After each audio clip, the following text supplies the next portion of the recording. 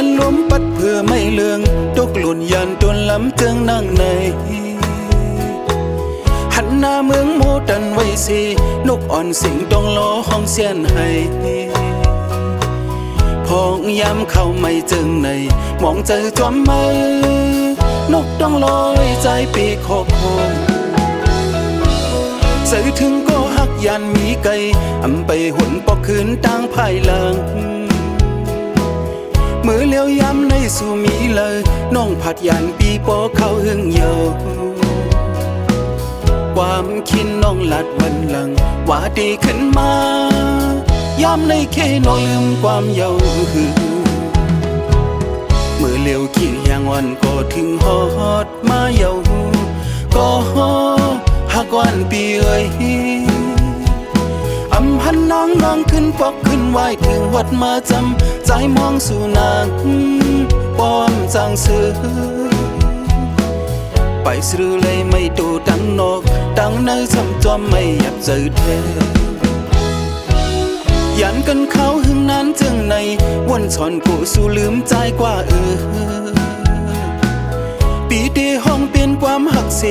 ส่งผักถึงตอนจูก็อยู่ไกล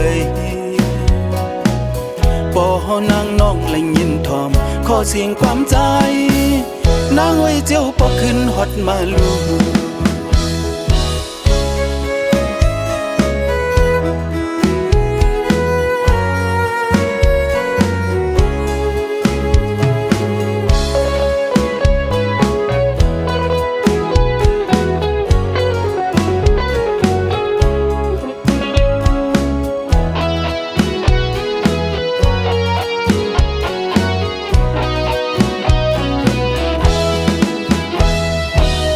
มืออันล้มปัดเพื่อไม่เลืองตกหล่นยันจนล้ำเจิงนั่งใน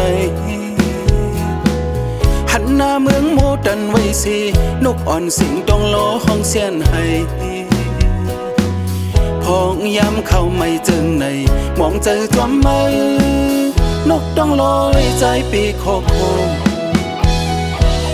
ใส่ถึงก็หักยันมีไก่อำไปหุ่นปอกคืนตั้งภายหลังมือเลี้ยวย้ำในสู่มีเลยน้องผัดยันปีปอเข้าหึงเยาความคิดน้องหลัดวันหลังว่าดีขึ้นมาย้ำในแค่น้อยลืมความเยามือเลี้ยวขี้ยางวันก็ถึงฮอดมาเยาก็หักวันปีเอ้ยอำพันน้องขึ้นปอกขึ้นไหวถึงวัดมาจำใจมองสู่นางป้อมจางซื้อไปซื้อเลยไม่ดูดังนกดังในซ้ำจอมไม่อยากเจอเธอยันกันเขาหึงนั้นจึงใน